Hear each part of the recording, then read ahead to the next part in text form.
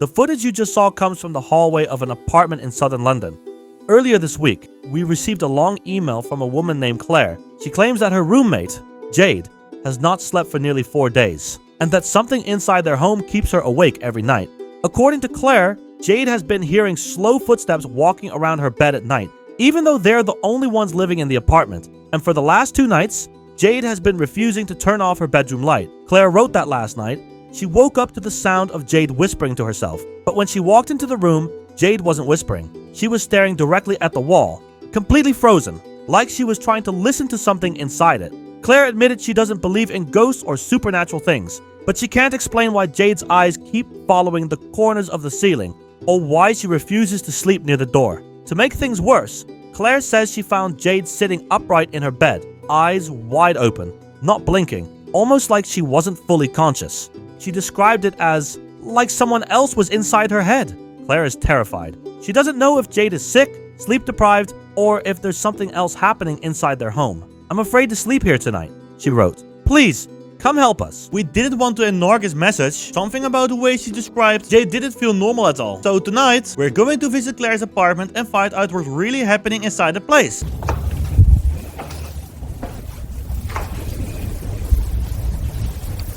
When we arrived at Claire's apartment, the first thing we noticed was how quiet everything felt. No traffic sounds, no TV, not even the hum of an appliance. Just silence. Claire explained that Jade has barely left her room since the first night she heard her footsteps. She only comes out to drink water, and even then, she avoids looking down the hallway. Claire told us she tried sleeping in the living room to feel safer, but she kept hearing soft tapping noises from the walls, like someone dragging their fingers from room to room. She said that the tapping always stops when she gets up to investigate. While Claire talked, we noticed something strange. Jade's bedroom door was slightly open, but not enough to see inside, almost like someone opened it very carefully, then froze. Claire lowered her voice and told us there's something else.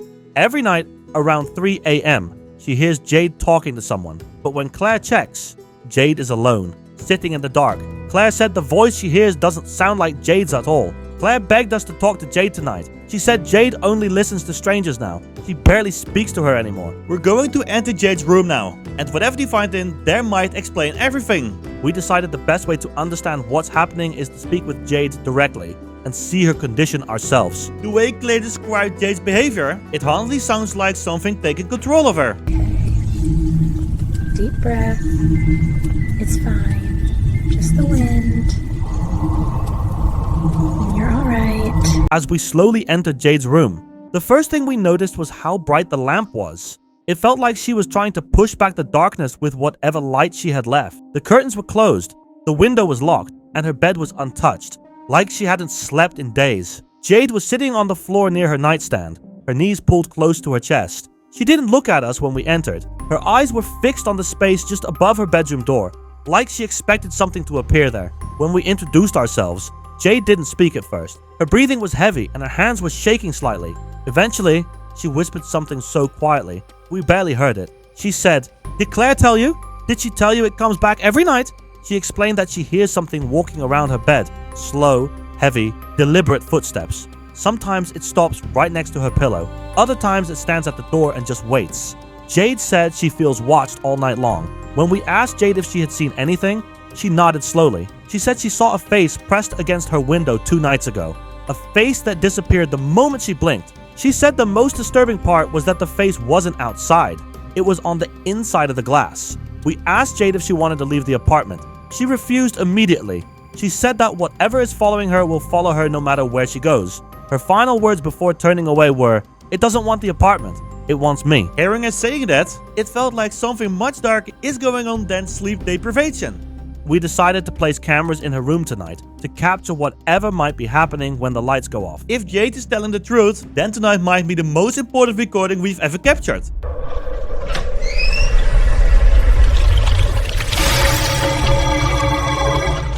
That night, we decided to place cameras all around the apartment to capture anything unusual that might happen while Jade tries to rest. The atmosphere inside the apartment felt heavier than before. Even the air felt still, like the entire place was waiting for something to happen. We placed the first camera at the end of the hallway, facing Jade's bedroom door. If anything moved there during the night, we wanted a clear view. Next, we entered the living room. Claire told us she sometimes hears the tapping noises from the walls while sitting on the couch. So we placed another camera directly across from the couch to capture any movement or sound coming from the walls or floor. We also installed a camera in the kitchen.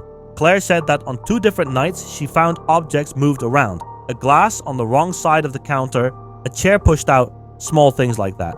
Nothing violent, but nothing normal either. Finally, we returned to Jade's bedroom. She didn't want us to turn off her lamp, so we placed the camera on her dresser, facing her bed and the doorway. Even with the lamp on, the corners of the room looked darker than they should have. As we were adjusting the camera angle, we heard a soft creaking sound, almost like someone put weight on one of the floorboards behind us. But when we turned around, nobody was there. Not even Claire. That sound didn't feel like the building settling. It felt like something was standing right behind us. We decided to leave the cameras running and let the apartment stay quiet for the rest of the night. If these cameras pick up anything tonight, we'll finally understand what's been haunting Jade. Alright, first one goes here, and then go toward the stairwell.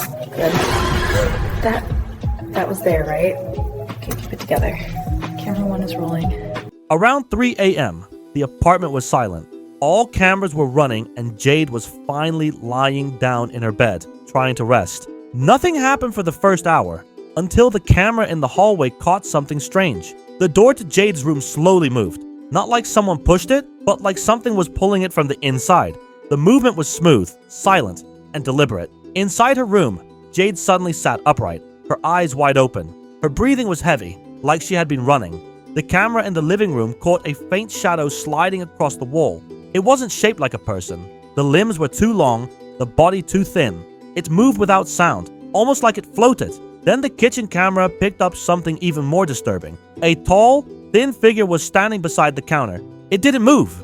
It didn't breathe. It just stared toward the hallway, as if waiting for something. But when the camera glitched for half a second, the figure vanished. Inside Jade's room, the camera caught the most frightening moment. A dark shape appeared at the foot of her bed, low to the ground, crawling upward like a person trying to climb without using their legs. Jade whispered, "It's here again." Suddenly, Claire screamed from the hallway.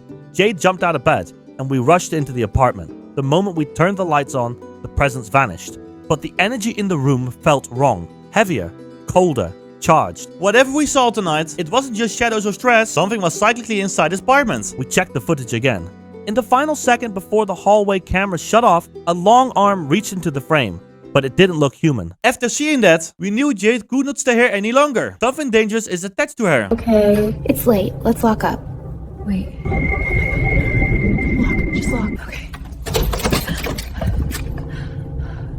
We knew Jade couldn't stay in that apartment any longer. After what we saw on the cameras, keeping her inside that place felt dangerous. Claire packed a small bag of essentials while we waited near the front door, trying not to look down the dark hallway where the presence had last been seen. As we prepared to leave, Jade suddenly stopped in the middle of the living room. She looked toward the window, confused, silent, almost dazed. Claire whispered her name, but Jade didn't react. We stepped closer and saw something on the inside of the glass. Not fingerprints, not smudges. It looked like the shape of a mouth, pressed against the window from the inside. The impression was wide, stretched, and too large to be human. Then Jade whispered, "It already found a way out." Before we could ask her what she meant, the hallway camera turned off by itself. No flicker, no glitch, just a clean, sudden shutdown. At the same time, a cold draft passed through the living room, even though every window and door was closed. We grabbed Jade and Claire and moved toward the apartment door. As we opened it, Jade suddenly turned around sharply, staring into the hallway behind us. Her expression changed. Not fear, but recognition. Like she knew the presence. Claire pulled her outside, and we closed the door behind us. But just before the door shut completely, we heard something inside the apartment. A slow, dragging step, like something heavy was moving closer to the entrance. We didn't wait to see what it was. The safest thing for Jade was to get her out of the building immediately. Once outside, Jade told us something we didn't record on camera. She said the presence doesn't belong to the apartment. It belongs to her. It's been following her for weeks, long before Claire noticed anything strange. As we walked away, Claire looked up at the window of their living room. One last time, a dark silhouette stood behind the curtains, motionless, watching. We've taken Jade somewhere safe tonight, but if that thing is truly attached to her, then this may only be the beginning. This is the end of the story and the end of the video. I hope you enjoyed this video. Like this video and subscribe to the channel with the notification bell on. Important disclaimer, all captured footage was generated with Sora 2, so it's just AI, and the footage is also AI for illustration. What I told was never happened, and it's just fictionally. And I see you back in a new video. Goodbye!